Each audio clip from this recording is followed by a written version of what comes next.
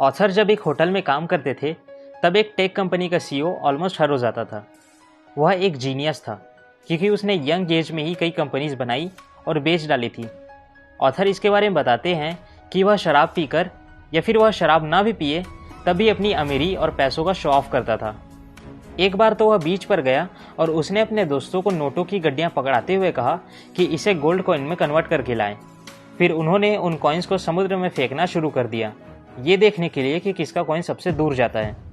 अब आप सोच रहे होंगे कि उसका बिहेवियर कितना लंबा चला होगा। ज़्यादा लंबा नहीं, क्योंकि वह बहुत जल्दी बैंकरप्ट हो गया, क्योंकि पैसों को लेकर उसका एक बहुत ही स्टूपिड भरा रिलेशनशिप था। इस कहानी के साथ ऑथर एक और आदमी की कहानी बताते हैं जिसका नाम रोनाल्ड जेम्स था, जो कि एक साधारण सा साफ सफाई करने वाला एम्प्लॉय था। खास बात यह है कि जब वह 92 की एज में दुनिया से गया तब उसकी नेटवर्थ 58 करोड़ रुपीस थी, जिसमें से 15 करोड़ उसने अपने सौतेले बच्चों को दिए और बाकी के 43 करोड़ चैरिटी में दान कर दिए थे। ये कैसे हुआ? एक साधारण से गांव में रहने वाले आदमी के पास इतने सारे पैसे कहां से आए? तो ऑथर बताते हैं कि वह जब भी सेविंग करता तब ब्लू चिप कंपनी के स्टॉक्स में वह इन्वेस्ट करके भूल जाता था, और इस वजह से कंपाउंडिंग के पावर ने उसे इतने सारे पैसे बना कर दिए। और उस सीईओ और इस गांव के रहने वाले आदमी को कंपेयर करते हुए ऑथर बताते हैं कि लाइफ में पैसे कमाने और उसे बनाए रखने के लिए किसी टेक्निकल नॉलेज की ज़रूरत नहीं पड़ती है, आप पैसे के साथ कैसा बिहेव करते हैं इसकी ज़रूरत पड़ती है। पैसा कमाना एक सॉफ्ट स्किल है जिसे कोई भी इंसान सीख सकता है। एक मिलियनर सीईओ बैंकरप्ट हो जाता है और वहीं पर एक साफ सफाई करने वाला आदमी करोड़पति बन जाता है। तो दोस्तों, आज के इस वीडियो में मैं आपको साइकोलॉजी ऑफ मनी इस बुक की हेल्प से ऐसे ही 4 बातें और बताने वाला हूँ जिससे आप फाइनेंशियली फ्री हो सकते हो। सो चलिए शुरू करते हैं। Lesson number 2, luck and risk. दोस्तों, बिल गेट्स के बारे में तो आप सभी को पता है, लेकिन क्या आप जानते हैं कि बिल गेट्स जिस स्कूल में पढ़ते थे वह पूरी दुनिया के स्कूलों में से एक था जहां उस समय कंप्यूटर मौजूद था। बिल गेट्स इसे अपना लक समझते थे कि वे उन 300 बच्चों में से एक में आते थे जो कंप्यूटर यूज़ कर सकते थे। वे यह बात मानते हैं कि यदि वे लेक साइड स्कूल में नहीं पढ़ते तो शायद आज माइक्रोसॉफ्ट भी नहीं होता। उनका एक दोस्त भी था जिसके बारे में बिल गेट्स बताते हैं यदि उसने स्कूल खत्म कर लिया होता तो वह भी माइक्रोसॉफ्ट का एक को फाउंडर होता, पर वह नहीं कर सका क्योंकि माउंटेन क्लाइंब करते वक्त ही वह नहीं बच सका था। वह उन 1 लाख लोगों में से एक था जिसकी जान चली गई थी। ऑथर अपने बुक में बताते हैं कि बिल गेट्स और उनके दोस्त की किस्मत एक ही स्कूल में होने के बावजूद अलग अलग थी। एक और बिल गेट्स लकी रहे, दूसरी ओर उनका दोस्त इसके अपोजिट यानी कि रिस्क में रहा। यहाँ पे कहानी का मतलब ये नहीं है कि बिल गेट्स की सक्सेस के पीछे सिर्फ किस्मत थी। किस्मत के अलावा भी और भी काफ़ी सारे फैक्टर्स थे, लेकिन किस्मत उन सभी फैक्टर्स में से एक थी। Lesson number 3, never enough. Money से रिलेटेड तीसरी सॉफ्ट स्किल को बताने के लिए ऑथर रजत गुप्ता का एग्जाम्पल देते हैं। रजत गुप्ता जानी मानी कंपनी मैकेंजी के सीईओ रह चुके हैं, जिनकी नेटवर्थ 2008 में $100 मिलियन थी। उनके पास इतना पैसा था कि यदि उसे बैंक में भी सेव कर दिया जाता तो उसके इंटरेस्ट रेट से उन्हें हर घंटे के 50,000 रुपये मिलते रहते। वे गोल्डमैन सैक्स, जो कि एक बहुत बड़ी इन्वेस्टमेंट बैंकिंग कंपनी है, उसके बोर्ड ऑफ डायरेक्टर भी रह चुके थे। वे मिलियनर बन चुके थे पर फिर भी बिलियनर बनना चाहते थे, और इस वजह से उन्होंने इनसाइडर ट्रेडिंग का क्राइम किया। बेसिकली इनसाइडर ट्रेडिंग का मतलब है कि ऐसी इंपॉर्टेंट इन्फॉर्मेशन जो बोर्ड मीटिंग में मिलती है उसे फाइनेंशियली गेन करने के लिए बेच देना, और रजत गुप्ता ने यही किया, जिससे उनकी इतने सालों की रेपुटेशन मिट्टी में मिल गई और उन्हें जेल भी जाना पड़ा।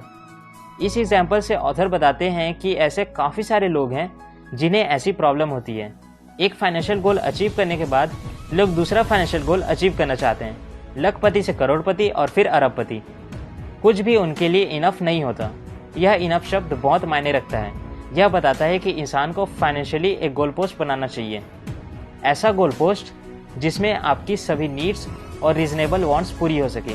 इसके बाद सब लालच हैं जो आपका पीस ऑफ माइंड खराब कर सकता है। Lesson number 4, compounding. Warren Buffett ने इतना मैसिव वेल्थ कैसे बनाया, उसके ऊपर लगभग 2000 किताबें लिखी जा चुकी हैं। अगर उन सभी किताबों की समरी देखें तो एक लाइन में कंक्लूड किया जा सकता है, और वो एक लाइन है, this guy has been investing consistently for 3 quarters of century. Warren Buffett stock में तब से इन्वेस्ट कर रहे हैं जब से वे बच्चे थे। आपको ये जानकर हैरानी होगी कि उनकी 86.5 बिलियन यूएस डॉलर की नेटवर्थ है, जिसमें से उन्होंने 81.5 बिलियन डॉलर की नेटवर्थ अपने रिटायरमेंट एज यानी कि 60 साल की उम्र के बाद इकट्ठी की है। नो डाउट वॉरेन बफेट एक फिनोमिनल इन्वेस्टर है, लेकिन सबसे ज़रूरी बात यह है कि वे 75 साल से कंसिस्टेंटली इन्वेस्ट कर रहे हैं। जितना इंपॉर्टेंस उनकी स्किल को देना चाहिए, उतना ही इंपॉर्टेंस टाइम को भी देना चाहिए। ऑथर एक एग्जाम्पल देते हैं जिसमें वे कंपेयर करते हैं वॉरेन बफेट को एक साधारण इंसान से। वॉरेन बफेट ने 10 साल की उम्र में इन्वेस्ट करना शुरू कर दिया था। जब वे 30 साल के थे तब उनकी नेटवर्थ 9.3 मिलियन डॉलर थी। वहीं एक साधारण इंसान जो नॉर्मली 20 साल तक पढ़ाई करता है, उसके बाद 30 साल तक वर्ल्ड एक्सप्लोर करता है, अपना पैशन एक्सप्लोर करता है, उसकी नेटवर्थ 30 साल की उम्र में मात्र $25,000 होगी, क्योंकि उसने अभी तक सेविंग और इन्वेस्टमेंट शुरू ही नहीं किया है। अब अगर वह इस पॉइंट पर इन्वेस्टमेंट शुरू करता है तो उसे 60 साल की उम्र तक 22% तक का रिटर्न देखने को मिल सकता है, और फिर वह 60 साल की उम्र में रिटायरमेंट ले सकता है और फिर इन्वेस्टमेंट बंद कर देता है, तो प्रेजेंट टाइम में उसकी नेटवर्थ 11.9 मिलियन डॉलर होगी। वही वॉरेन बफेट की नेटवर्थ 86.5 बिलियन डॉलर्स है। उसकी नेटवर्थ वॉरेन बफेट की नेटवर्थ से 99% कम है। इसलिए कह सकते हैं कि वॉरेन बफेट की कामयाबी का सबसे बड़ा कारण है उनकी बहुत छोटी उम्र में इन्वेस्टमेंट करना। Lesson number 5, getting wealthy versus staying wealthy.